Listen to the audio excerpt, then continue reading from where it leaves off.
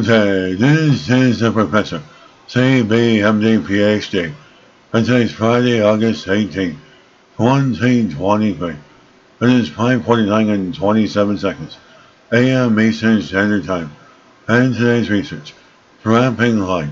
So let's hop to it here. The scientific investigators and researchers trap light inside a magnet. Date August 16th, 2023. Source, City College of New York.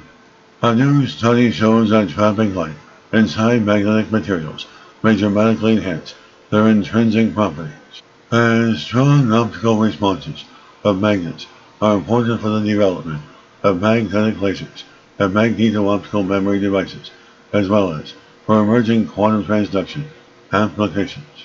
The research team report the properties of a layered magnet that holds strongly bound excitons, quasi-particles, with particularly strong optical interactions. And because of that, the material is capable of trapping light all by itself, as their experiments show. The optical responses of this material to magnetic phenomena are orders of magnitude stronger than those in typical magnets. As the scientific investigators and researchers investigate, they say, since the light bounces back and forth inside the magnet, interactions are generally enhanced.